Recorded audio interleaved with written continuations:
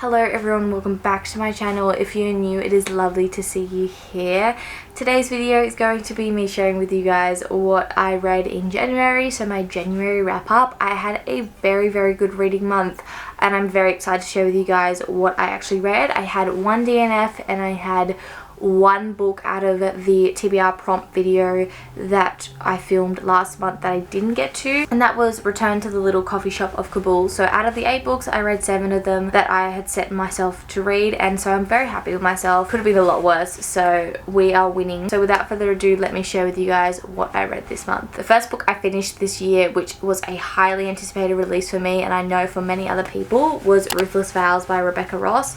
I gave this book 4 stars overall. It wasn't a terrible book, but I did find it was very slow at some points.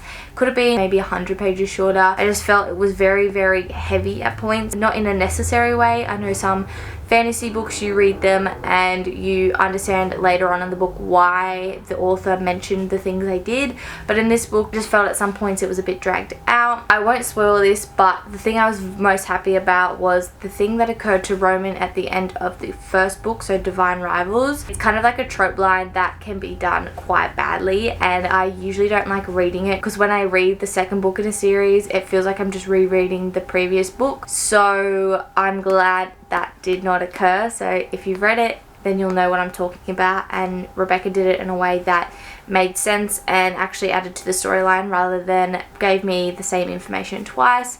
There was a really sad scene in it and I just cried, I bawled. It wasn't necessarily that I was attached to the characters that this occurred to, but just the way it was written, it was just very heart-wrenching, and that's all I've got to say about it. But yeah, overall I would recommend this series. It is a duology, so if you like to wait until the series is completed before reading it so you can get your hands on all of them, this is now a completed series and I definitely would recommend it. Even though I did enjoy Divine Rivals over Ruthless Vows, it is just such a beautiful little series. It is well written.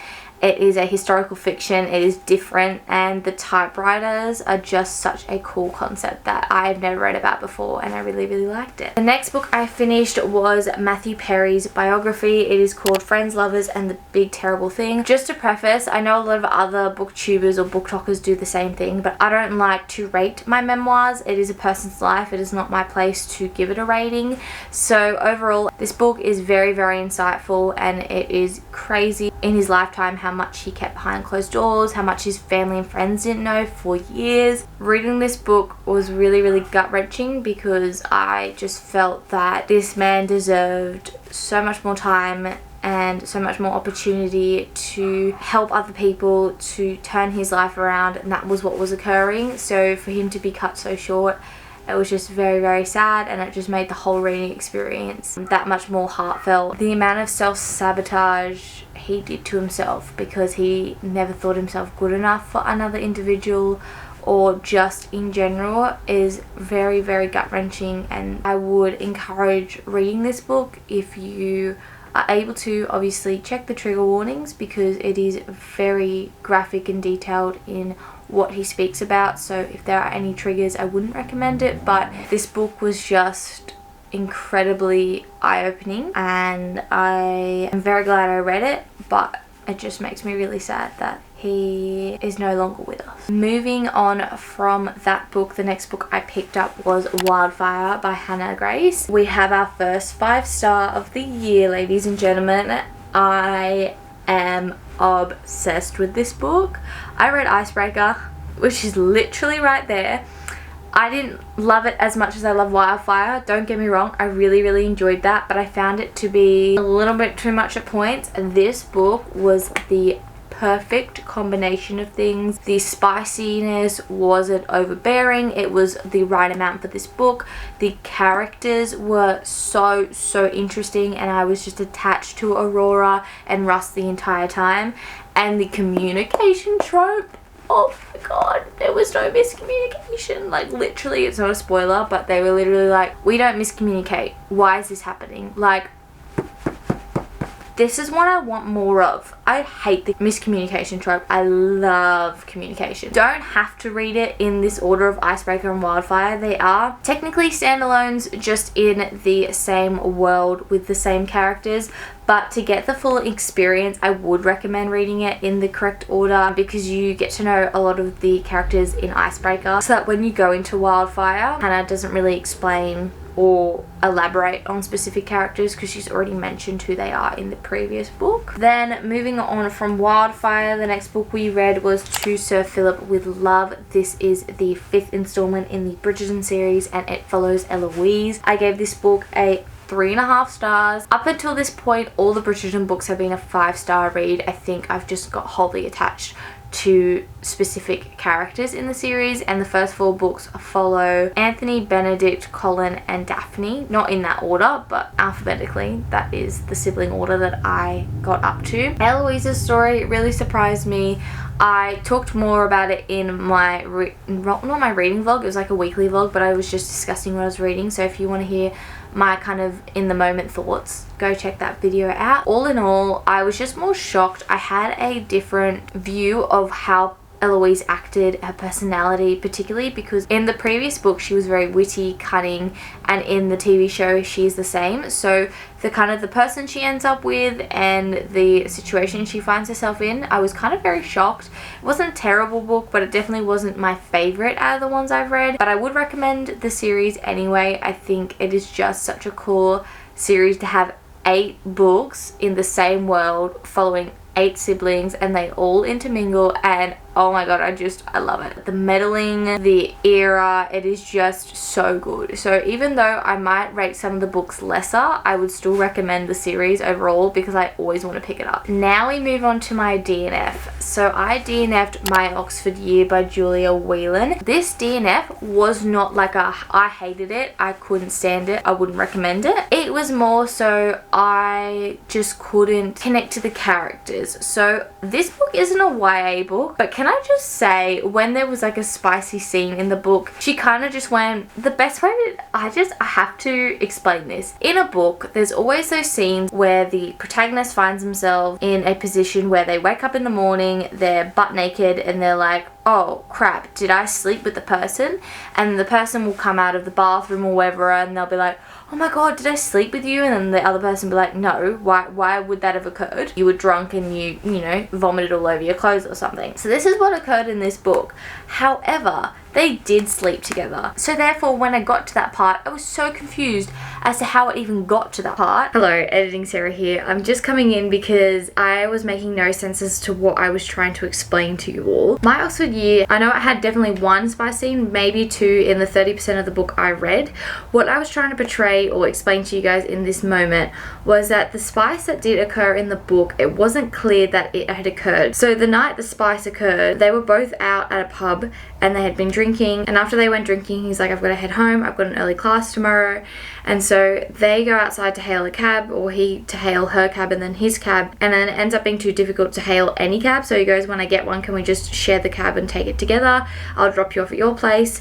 And she goes, yeah, no worries. That's where the scene ends. And then the next morning, so the new chapter starts with her in bed naked, waking up really confused as to why she is naked. She hears a male voice in her bathroom and she's making the connection, crap, did I sleep with this man? And normally in another book they'd be like, no, you just vomited all over yourself, that's why you're naked, I just had to help you out of your dirty clothes. But in this case, they had done the deed. There was no kind of lead up to that scene. Like there was no hand holding, no kissing, no affection that kind of insinuated that was going to occur. And so that's what I was trying to portray, is that I don't necessarily need spice in my book, but I'd rather you just not put spice in it if it doesn't make sense into the storyline you're adding it into, because in that moment they were still getting to know each other. Like the character development in that point in the book was very much still developing. Like there wasn't a lot to their their relationship, and so it didn't make sense to put a spicy scene in that point, let alone a spicy scene that had no like lead up. Foreplay is the best the word to put it. Like there was no physical affection whatsoever. So that was the point I was trying to make in that clip.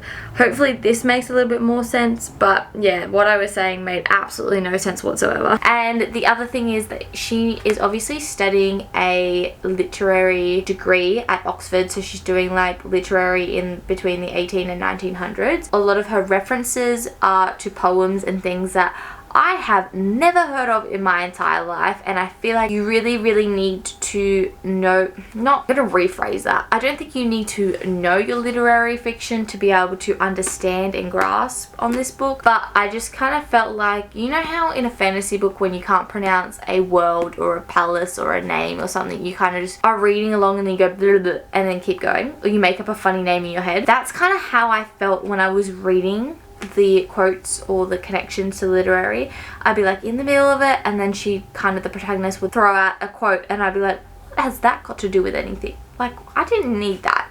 So I think overall it is just an acquired taste kind of book, and it wasn't my taste in a book. So I wouldn't not recommend it, but I think if you're not necessarily into the literary fiction or you need a little bit of spice in your book, this wouldn't be the choice for you. We then follow up with the 6th installment of the Bridgerton series. This is When He Was Wicked, which is Francesca's story. So we are now on the 6th sibling, and I thoroughly enjoyed it. I thought it was different. I think the best thing about this series, all in all, is each plot is different. She never deliberately tries to repeat the same plot line, but I genuinely just felt like this book was a little bit different, a little bit more refreshing, and I was surprised to enjoy Francesca as much as I did. Her personality was just very intriguing, and I really loved the storyline in general. I gave it a 3.75 stars. Yeah, it was just very interesting. Francesca ends up as a widow very early on in the book, like in the first couple of chapters, and then it follows her blossoming romance with her best friend, which also happens to be the cousin of her late husband. So it's very much, you see this journey of grief, this journey of denial, like I can't be with him, you know,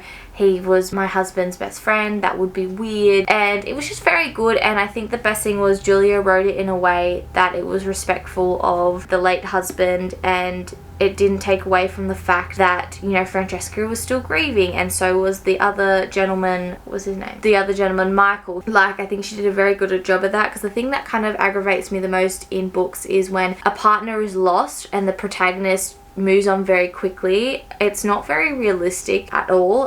There's a lot of guilt when you move on, because you feel like you're letting the other person down, you're betraying that person. So yeah, Julia did a very good job in acknowledging that, and yeah, it was just an enjoyable little read overall. And then the final book I got to this month was It's in His Kiss by Julia Quinn. This is Hyacinth's story, so I have one more book to go and I've finished the Bridgerton series, which is crazy to me. This follows Gareth and Hyacinth, and the funniest thing is, I did not think I'd enjoy Hyacinth as much as I did. I loved her character. I think she's such a tomboy. She's so adventurous. She's different. And Gareth, I loved his character as well. It was just a very good book overall. I rated it 4 stars. Again, it was very different. The way it was written, it was kind of like The Duke and I, which followed Daphne and Simon. If you've seen the Netflix series or you've read the book, then you'll know that Simon doesn't have a good relationship with his dad, which is what occurs in Gareth's book, but there's a bit of a spin on it, which I won't spoil. But yeah, it was just very interesting, and I would recommend it. I would just recommend the entire series, to be quite honest with you. So those are all the books I got to this month. I hope you enjoyed sharing what? I hope you all enjoyed seeing what I got up to, what I read this month. I had a very enjoyable reading month. I'm excited to see what next month brings, and thank you all for watching. I will see you all in my next video next week. Bye guys.